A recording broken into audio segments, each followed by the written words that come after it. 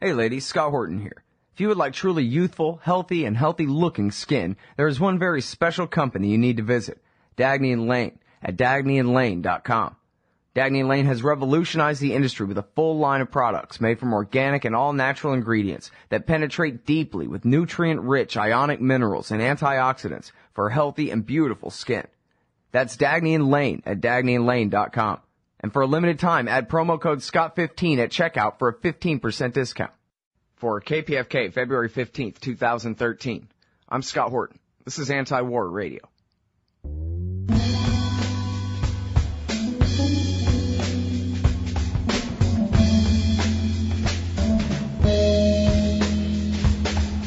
All right, y'all, welcome to the show. It is Anti-War Radio. I'm Scott Horton, and our guest tonight is Stephen Zunes. He is a senior analyst at Foreign Policy in Focus and professor of politics and chair of Middle Eastern Studies at the University of San Francisco. He's also the co-author with Jacob Mundy of Western Sahara, War, Nationalism, and Conflict Irresolution. Welcome back to the show, Stephen. How are you doing? Great to be on again. Well, I'm very happy to have you here. Appreciate you joining us today and loaning us your expertise on the Western Sahara. And your great new piece here at Foreign Policy in Focus is called The Mali Blowback. More to come. It's already started, and, well, maybe the entire Mali catastrophe is a matter of blowback, as you put it in this article. And we've got plenty of time, so why don't you go ahead and take us through the backstory here and how it was that America and France have ended up at war in the Western Sahara Desert in the Texas-sized nation-state of Mali. Well, Mali had been seen as something of a success story in that they, 20 years before the Arab Spring, they had their own largely nonviolent civil insurrection that brought down a Western-backed dictator, Traoré, and they'd had free elections ever since. They struggled with issues of dependency and the International Monetary Fund and others trying to impose austerity and corruption and the like. But at least they had elections every year. They had a vibrant civil society, which is pretty impressive for a country where nearly half the people are illiterate and is one of the poorest countries in the world. And one of their triumphs was getting the Tuareg rebels, who had periodically been rebelling against the southern-dominated government, to lay down their arms. In fact, they didn't just lay them down. They brought them all to the center of the capital, Bamako, and set them on fire in a very impressive display of disarmament. But unfortunately, the war in Libya certainly changed the dynamic, because when NATO intervened, it brought out some, what had been a largely nonviolent, initially a nonviolent struggle against Gaddafi. Popular Democratic Revolution became an effort by Western powers to steer the direction of that country's future. And in the chaos from the bloodshed, which killed many thousands of Libyans, these huge arms caches that Gaddafi had and to fight against the periodic Western intervention got into the hands of these Tuareg tribesmen, who are nomadic people of Sahara and the Sahel region, who were divided among a number of countries, including Libya, Algeria, Niger, Mali, etc. And they got these arms to their cousins in Mali, who frustrated the pace of reforms, but also now having the means to escalate their rebellion, ended up scoring a series of military victories against the Malian army. Now, the Malian army was upset the civilian government wasn't supporting their counterinsurgency enough. The Malian government was afraid if they cracked down too hard, they might end up making things worse. There was also a degree of ineptitude on their part, to be honest, but it was more of a calculated thing that said, hey, these guys want their freedom. If we mess with them too much, it could just get worse. But there are elements of the Mali military, including a U.S.-trained officer named Sanogo, who ended up staging a coup, ending Mali's 20-year experiment with democracy. Well, this created a lot of chaos because even people who didn't like the current president weren't real happy with the idea of the military taking over again. And in the chaos, the military became even less effective in battling the rebels, and the Tuareg rebels ended up taking over the entire northern part of the country and declaring an independent state. but they were stretched too thin, so thin at this point by their unexpected and rapid takeover of the northern half of their country. They became vulnerable to another armed group, also flush with arms as a result of the Libyan war. And these were hardline Islamists, including people involved in al-Qaeda in the Maghreb, who, along with a couple other allied militias, ended up taking over from the Tuaregs and basically installing a Taliban-type totalitarian regime on the northern part of the country. And emboldened by that victory, several weeks ago, they began to march south to seize more territory, which then prompted the French, the former colonial power, to intervene militarily with the support of U.S. transport planes, U.S. satellite and drone surveillance and the like. And they then ended up driving the hardline forces out of most of the towns to the relief of most of the inhabitants. But now these Islamist forces are spreading out further into neighboring Niger. They and some of their allies ended up with this spectacular terrorist attack in Algeria that killed a couple dozen foreigners at this natural gas facility. And so the central government and the Western forces have had a temporary victory. We may very well, we have not seen the end of this. This is especially since, again, the radical forces have all these arms, courtesy of the NATO intervention, and I should quickly add, in taking over northern Mali and seizing some Malian army installations. They now have a hold of 92 brand new land cruisers, satellite communications technology, and other equipment that was provided by the United States to Mali, but now is in the hands of al-Qaeda. God, what a horrible story. You tell it so well.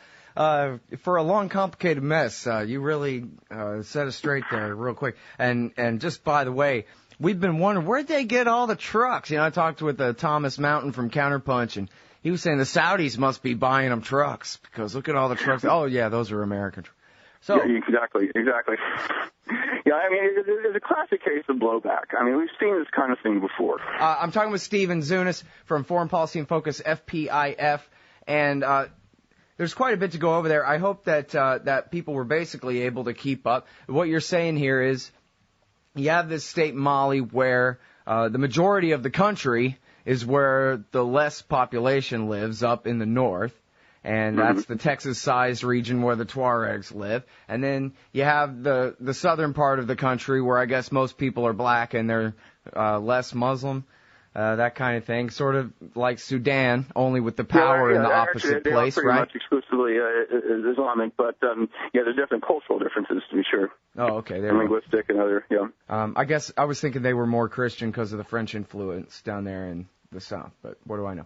But anyway, the war in Libya led these Tuaregs to say that the autonomy that they had already won, and you said they had made peace, even held a bonfire and burned their weapons in the town square, back in 96 or something.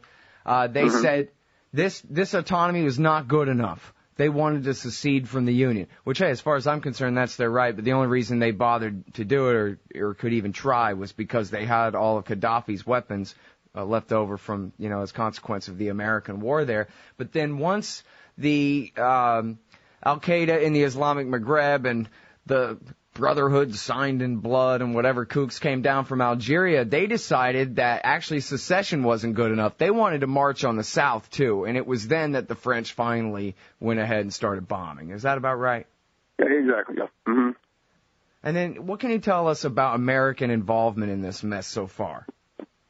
Well, historically, the former French colonies of Africa have been seen to be in the French sphere of influence, and this is true even going back to, for example, there was a civil war in Chad. Actually, there have been quite a few civil wars in Chad, but this particular one in the early 1980s, where Gaddafi was allegedly supporting one faction, and they were making some advances, and the French intervened on behalf of the central government, and there was some logistical support from the United States. But they asked President Reagan directly in a press conference, "Do you see the United States getting involved?" And he says, "No, this is in the French sphere of influence." So they're quite explicit that that the former colonial powers exert this kind of neocolonial authority over their former colonies. But as then and prior to that, I remember the United States under Carter funneled used C-130 transport planes to bring Belgian troops into the Congo or then Zaire to crush a rebellion against the Western-backed Mobutu dictatorship. But we usually allow the former colonial powers to take the lead. But given the United States has what military analysts refer to as power projection capability, that is the means, because we have such a hugely bloated military budget compared to just about any other country in the world, we have we do have the C-130 transport planes. We do have some of the drones and other technologies for surveillance and things like that we are quite willing to make available to support military action, even if there are not many troops involved. We do have some advisors and technical support on the ground, but no combat troops. Again, we leave this to the French, but we are very much willing and capable of supporting this kind of intervention using our far-flung interventionist capabilities. Mm-hmm. Well, now, so I guess France is already its own kind of power. So does that mean that you wouldn't consider them more like just the Ethiopians in this case, as the American sock puppets fighting our war for us? Because the war in Somalia, that's an American war. I don't care what anybody calls it, right? Oh, yeah, I certainly agree with you in the case of Ethiopian intervention in Somalia. We can think of all sorts of surrogate kind of wars, but this is definitely a French-led effort, but one with which the United States does feel a sense of common cause and willingness to play a supportive role. Mm-hmm. Okay, so now, what would have been so bad from the French point of view if the Northerners had marched on the South, taken the capital? What kind of business would the French have lost? What do they care, really? Well, there are a number of things. One is on the geostrategic level. Obviously, they're concerned if this possibly become a base of operations for other rebellions and acts of terrorism and that kind of thing. But of course, there's also the fact that France is the overbearing economic power in the region. Certainly there's largely underdeveloped, but certainly a potential mineral wealth in that part of Mali. There's certainly French and investments of various kinds. Indeed, this used to be part of what they call the Communauté Française, where basically the French, before they went to the euro, the French franc was the main currency, and it was one of those classic neocolonial deals where the country, pretty much, country had its own flag and its seat in the United Nations and that kind of thing. But the economic relationship was, very similar to a colonial, of a more classic colonial state. I find kind of, it was interesting when then Foreign Minister Sarkozy of France visited Bamako, I think 8 or 10 years ago. There were big demonstrations against the overbearing French economic influence and the austerity programs and the like. And again, that was a good thing about Mali. They did have an active civil society where they were willing to do that. And the good news was that unlike a lot of African countries, they were allowed to protest, and the police didn't come out and shoot them. But the bad news is that they were so poor and dependent, they pretty much had to succumb to French demands, and then they've remained a kind of neocolonial overseer. And of course, they would lose that kind of influence, obviously, if radical Islamists ended up taking over the country. Yeah. Well, so what about gold and uranium and then their hills and all that kind of thing? Is it as that's what obvious and cynical as that? There's somewhat underdeveloped, but potential for quite a bit of mineral wealth. And as that is explored and developed, it is definitely the French who are first in line of taking advantage of it. Yeah, of course, the whole story about Saddam Hussein was trying to buy uranium from Niger. The reason that the former ambassador was able to prove that that wasn't true was because he just went and talked to the French who ran all the uranium mines in Niger and said, did you guys sell a gigantic boatload of this stuff to Saddam Hussein? And they said, yeah, no, we're sure we didn't. Yeah, exactly.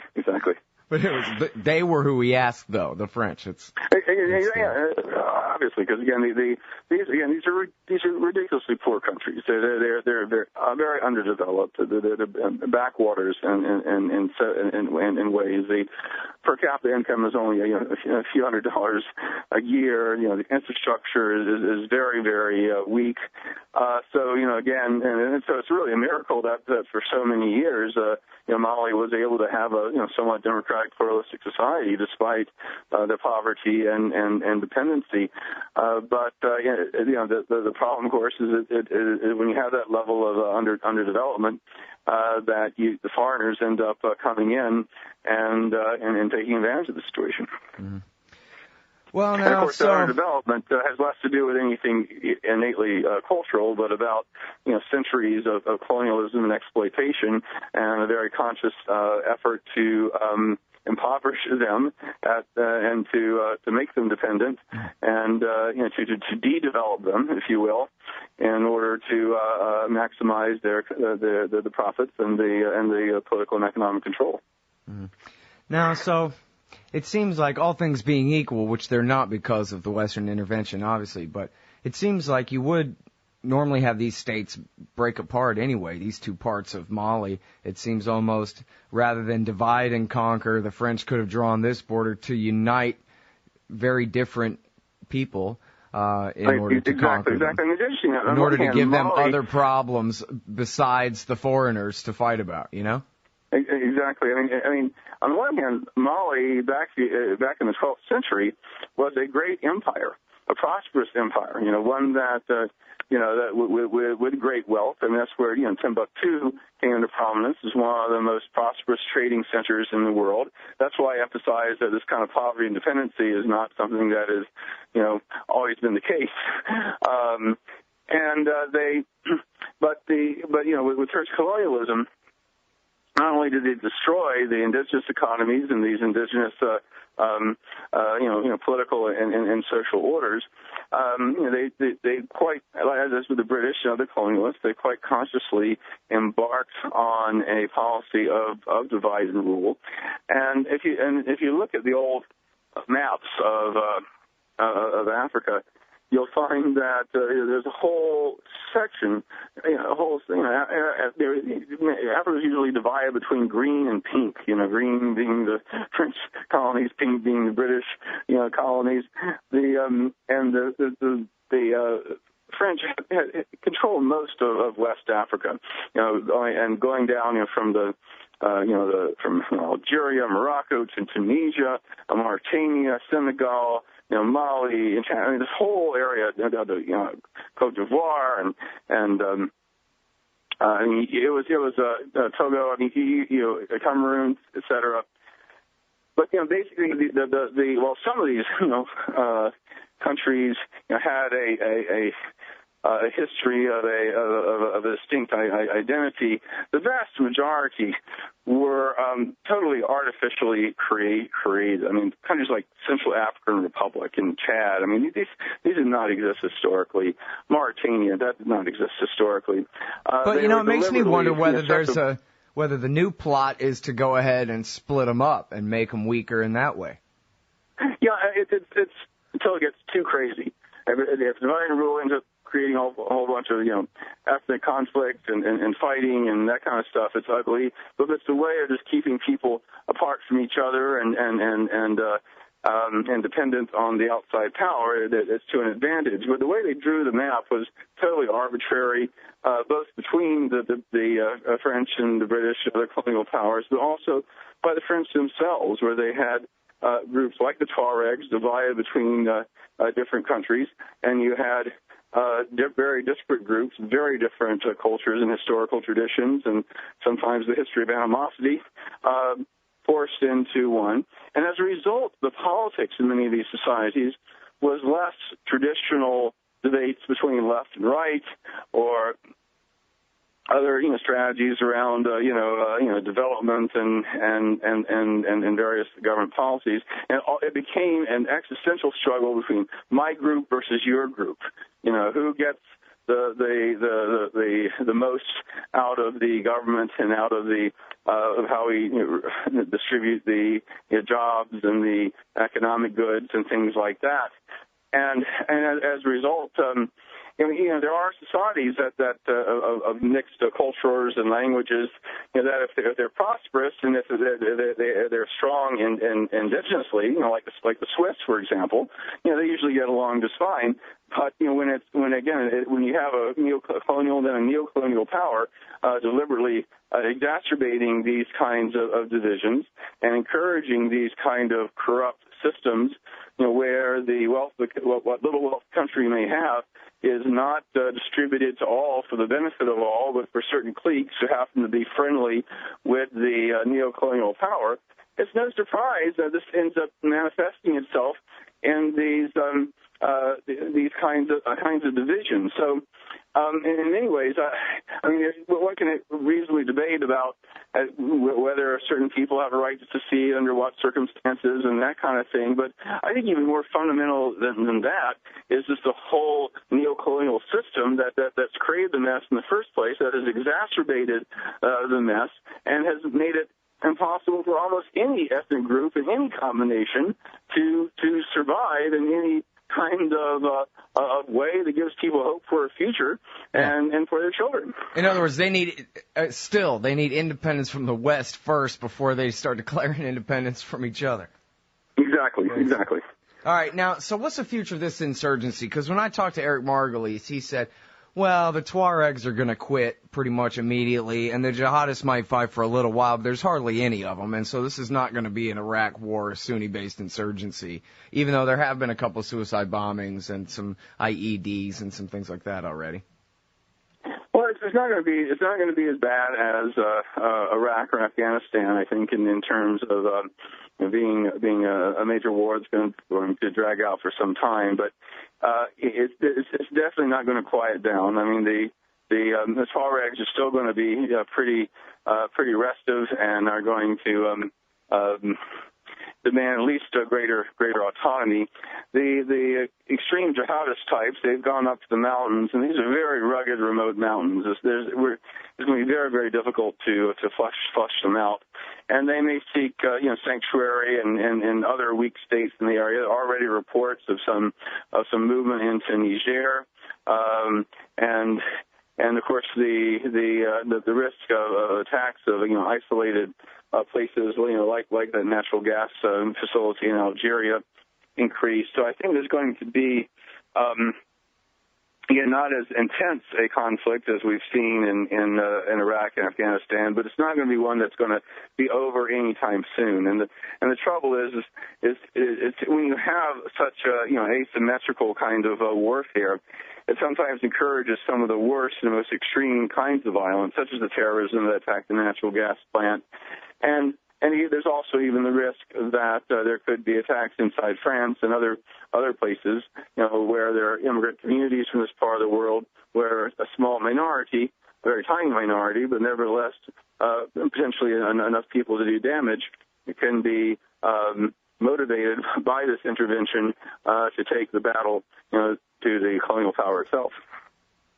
Hey, let me ask you this, Stephen. Did you see, real quick here, to finish up, did you see that piece in the Washington Post about a week and a half or two ago about how Yeah, Steven Zunes and them are right. This whole thing is just completely blown up in our face. And they talked about, support for the guys who ended up doing the coup. And so now they can't even help because it's against the law to help coup leaders and all this kind of thing, which is only kind of wink, wink true. But they were sort of complaining in there about how they're deaf and blind and stupid and in charge of American foreign policy. And they have no idea really what to do. And I think one of them complains about, we just don't know how to measure it, whether we're succeeding or not with our North Africa policy. And I just thought that really is how it's made, is just a confederacy of dunces up there somewhere between the Pentagon and the State Department. And that's how we get into this mess. I didn't see the article, but I think there's an important point here that I think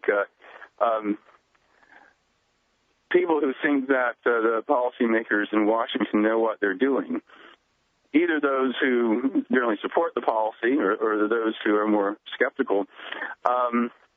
In fact, this is one reason that I think I'm skeptical of a lot of conspiracy theories. Yes, some of them are real, but a lot of them sort of assume that they're people who are a little smarter and more involved and kind of know what they're doing than they really are. I mean, the more I've looked into U.S. foreign policy, especially in regions that the State Department and the Pentagon and White House don't know that well, such as the Sahelian region of West Africa, is that they don't know, they really don't know what's going on there. And that's what's scary about these military solutions. If you're going to go to war, given all the risks involved, given the costs, both human and material, and given that you do have this problem of blowback, backdraft, everything else, if you're going to get involved in the military, you really ought to know what the hell you're doing. You really ought to know about that country and its people and the issues and everything pretty darn well before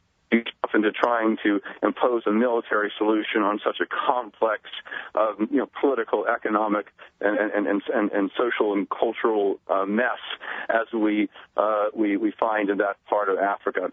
So that I think that's a very, very important point here. That I think in so many ways we don't know what the hell we are doing, and that's all the more reason why we should stay the hell out. All right, everybody, that is Steven Zunes. He is Senior Analyst at Foreign Policy in Focus and Professor of Politics and Chair of Middle Eastern Studies at the University of San Francisco, co-author of Western Sahara, War, Nationalism, and Conflict Irresolution. Thanks very much for your time again, Steven. My pleasure. Great to talk to you. And that is the show for tonight. Thanks, everybody, for listening. We're here every Friday from 6:30 to 7 on KPFK 90.7 FM in L.A. I'm Scott Horton. My website is scotthorton.org. See you next week.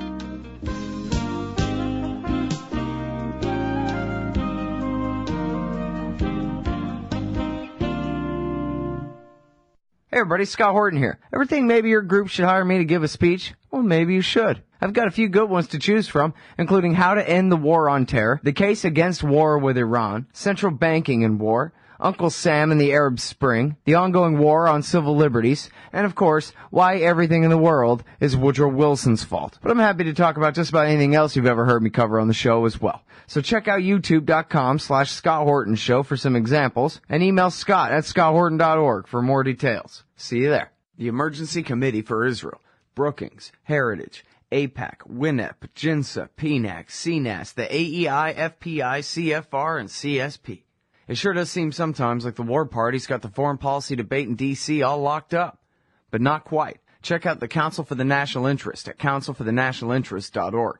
They put America first, opposing our government's world empire, and especially their Middle Eastern madness. That's the Council for the National Interest at councilforthenationalinterest.org. Hey everybody, Scott Horton here, inviting you to check out the Future Freedom Foundation at FFF.org. They've got a brand new website with new and improved access to more than 20 years worth of essays promoting the cause of liberty. And FFF's writers, including Jacob Hornberger, Jim Bovard, Sheldon Richmond, Anthony Gregory, Wendy McElroy, and more, aren't just good. They're the best at opposing and discrediting our corrupt overlords in Washington and their warfare, welfare, regulatory police state. That's the Future Freedom Foundation's new and improved site at FFF.org. Man, you need some Liberty stickers for the back of your truck. At LibertyStickers.com, they've got great state hate, like Pearl Harbor was an inside job. The Democrats want your guns. U.S. Army, die for Israel. Police brutality, not just for black people anymore. and government school, why you and your kids are so stupid. Check out these and 1,000 other great ones at LibertyStickers.com. And of course, they'll take care of all your custom printing for your band or your business at TheBumperSticker.com. That's LibertyStickers.com. Everyone else's stickers suck. Hey, y'all, Scott Horton here, inviting you to check out WallStreetWindow.com. It's a financial blog written by former hedge fund manager Mike Swanson, who's investing in commodities, mining stocks, and European markets.